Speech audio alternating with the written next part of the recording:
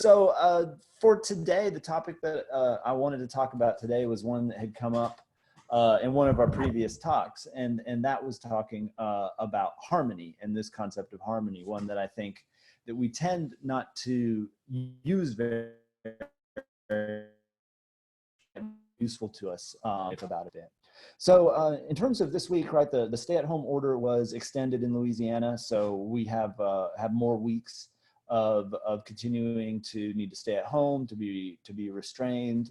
They're talking about adding new rules to respond to this, requiring masks for employees and a number of things like that.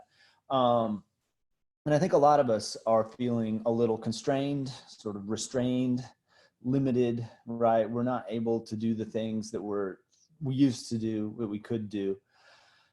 And it's getting frustrated, right? We can understand the need, it makes sense, but I think the frustration and the restraint, at least I'm feeling more of that these weeks than I have been more recently in the past. It made more sense.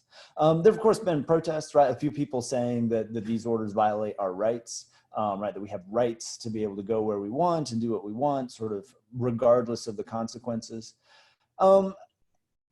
I think that's implausible. Like, most understandings of these rights do take into account the kinds of consequences that they would have. There's reasons for having the rights and reasons not to. We think about freedom of association. That freedom was explicitly articulated in terms of political and religious association. You couldn't be stopped for political or religious reasons. John Locke, who articulated this right, when he wanted to give an example of the limit, he gave an example of public health. He said clearly, we could not require, the law should have no laws about baptism, but you could require people to wash babies if it was needed for public health. So I mean, it's exactly the kind of example that he gave when articulating the rights for limiting it. So that language doesn't seem to catch very well, I think, the frustration. A few people say it's against our interests, but that's not necessarily true either, right? They say we need to reopen the economy for one reason or another, but when we look at it, according to the economists, it looks like this is the best thing for the economy at this point. As bad as it is, it would only be worse, right, if we take off these restrictions. So we still, though, chafe against this, at least I do. We still find it difficult, right? We're still struggling. Our moral and political language isn't able to deal with the problem well. So that's what I'm going to do here. I want to dive in a little bit to the language we usually use. So let's think about rights, right? When we talk about our rights, how does that help us think about our world? How does that shape the way that we think about how we relate to other people, how we deal with other people? Rights give this articulation, right, that you have a certain kind of space, that there's an individual will, an idea, right, and you have that space that you control. You have freedom to do what you want within that space. And then when you get to the edge of it, when you bump into someone else's rights, right, it stops, and then you have to, take them into account, have to respond to it. It's a sort of barrier. You get these ideas of little spheres, right, around each individual that the rights protect, right? They say that part is safe, that part belongs to them. So when we think in terms of our rights, right, we're thinking about what we can demand of others, what we can require others to do, right? They cannot, they're required not to violate our rights. And we think about what we can demand, or what others can demand from us, right? We're required to do certain things in response. We're required not to cross those boundaries, not to make those. So rights come to us in terms of these demands, these kinds of limits. They keep our questions focused on how we are related to others, right? It leaves us free, right, but uncriticized and alone. That is, if we think, say, about the freedom of speech and what the freedom of speech requires, it says, Congress shall make no law, the government shall not abridge, right, shall not stop. And of course, there are some limits to that. But what it doesn't talk to us about is what we should say or how we might say it, or what would be a good way to say it, right? So if we're thinking about our right to freedom of speech, and in that term, we think about a certain aspect and we don't think very well about another. We're left free, right? But sort of alone within that sphere to deal with it. Now, somebody might say, like, within your rights, you could do what you want, right? You've got your rights, you got that sphere, and within that sphere, do what you want. But even there, that's hard, right? Once are momentary, they come and go, right? I can think about things that I want in terms of the long-term goals that I'm trying to achieve. And then I can think about what I want in the morning when I wake up. And these two things are often not aligned. I just want to sleep, want to lay in bed a little longer, linger over breakfast. I don't want to get to work, but I do want to achieve things during the day. So they conflict, right? They bounce off each other. Once momentary, right? They come through and they pass, right? You want something for a while and then you don't. That they conflict. You can want two things that are incompatible quite easily, right? You want breakfast and you don't want to get out of bed, right? And these things conflict when they come up there. So they bounce off of each other in this way. They're a little too loose. They're a little too flexible. Wants can also be cultivated. A lot of times what we want is more a product of our habits than they really are a product of any sort of thought or reason or development, right? I feel like doing the same kinds of things that I typically do, right, in the days. I want to do them. It comes up natural to try to do them. And I think this is, fundamentally part of our animal nature. We've got one dog that at 5 o'clock every morning, she wants up, because typically that's when we get up and that's when we let her out. And she is flawless on this, even on days when we want to sleep in. She wants that timing. And we're not all that different. And I think some of this quarantine is highlighting this, right?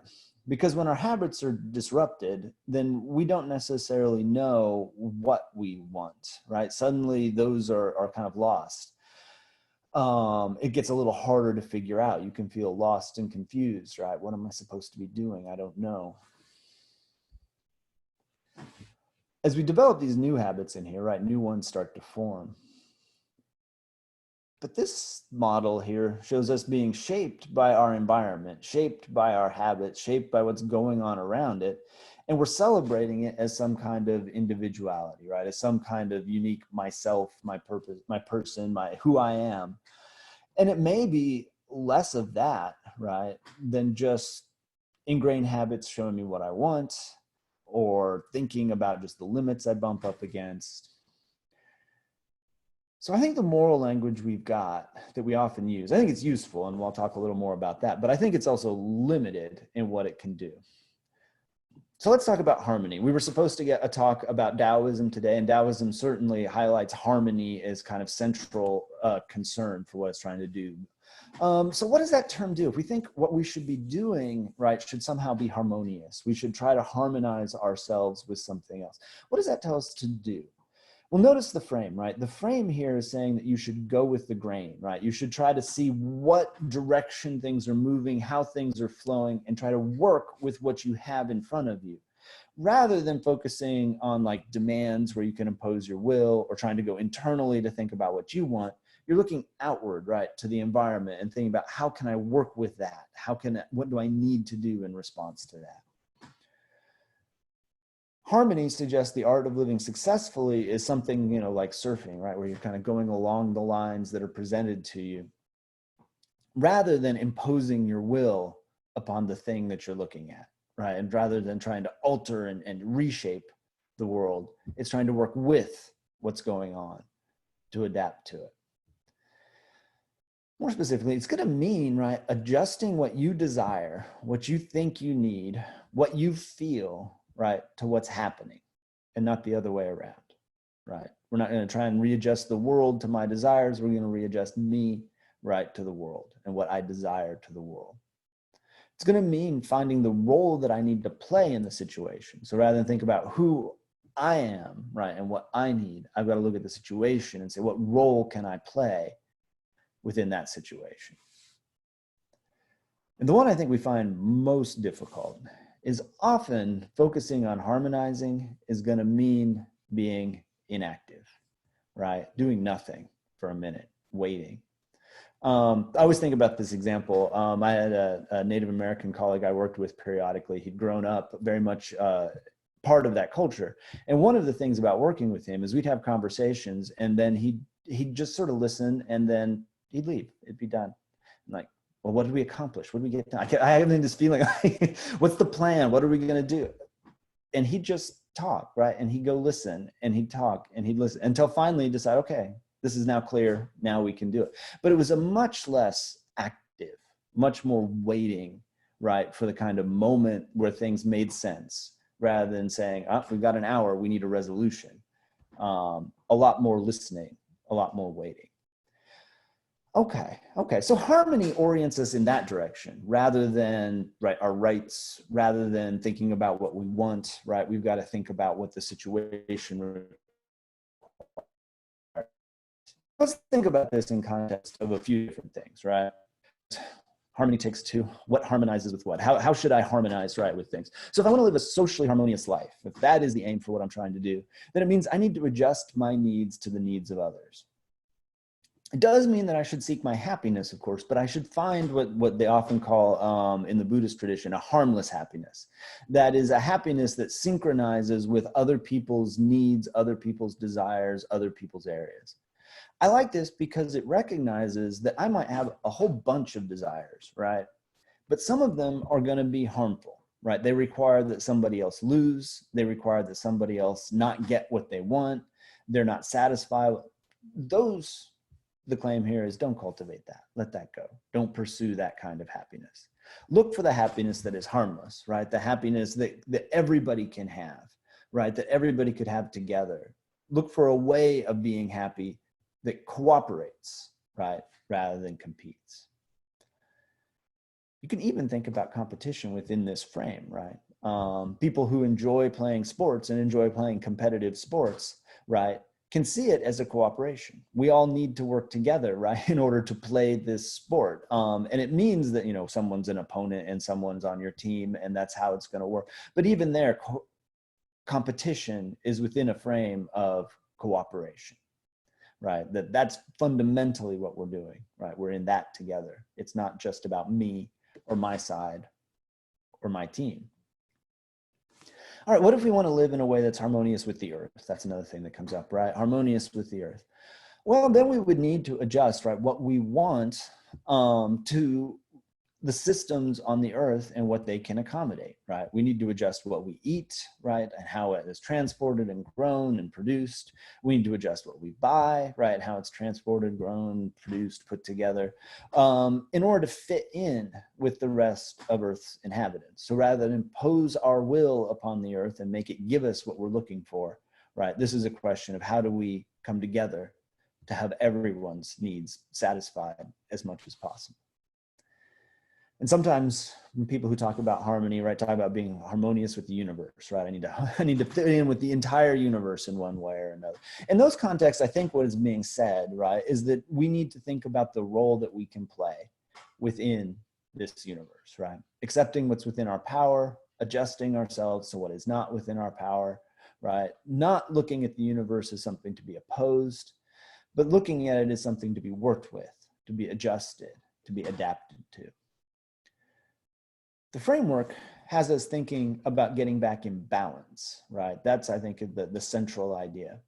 Now, what's different about balance than some other ways of thinking about it is that it doesn't mean that negativity and bad stuff needs to be eliminated.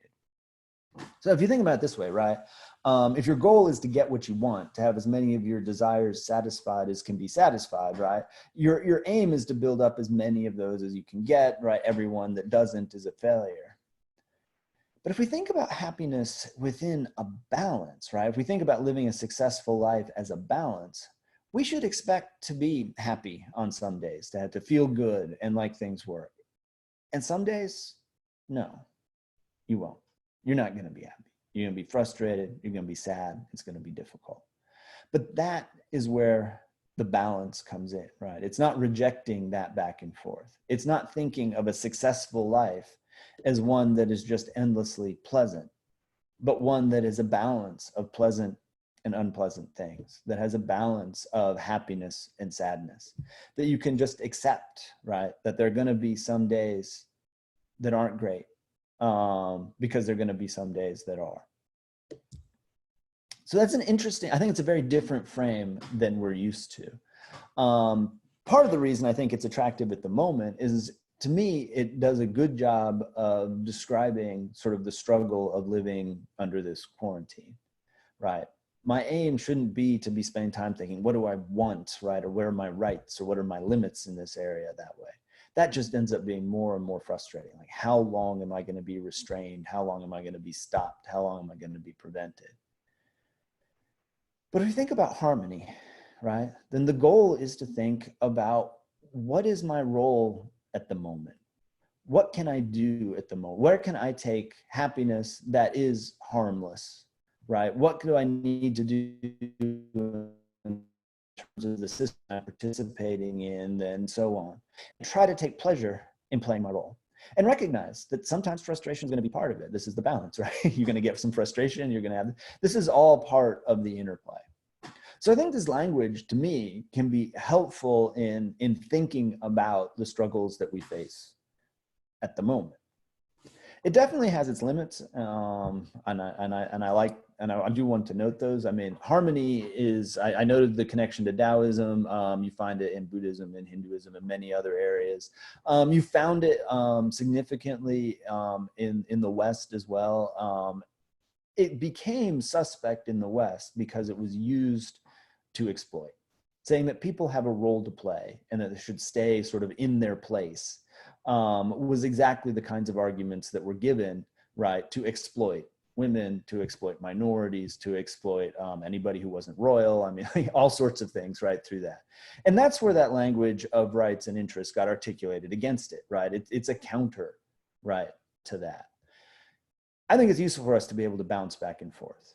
This language of harmony can be used to force people into situations, to keep people trying to harmonize themselves with people where it's not going to be healthy and it's not going to work and it'll be a disaster. But we can go too far in the other direction, right? And think only about rights and what we want and something like that. So, I mean, I think, to me, even here, there are limits and advantages of this language. I think it catches our situation right now. We need to learn, thinking about our rights, our interests isn't as helpful as thinking about harmony and what we can do to harmonize with our society and our earth and in this situation. And with that, let's open it up for discussion.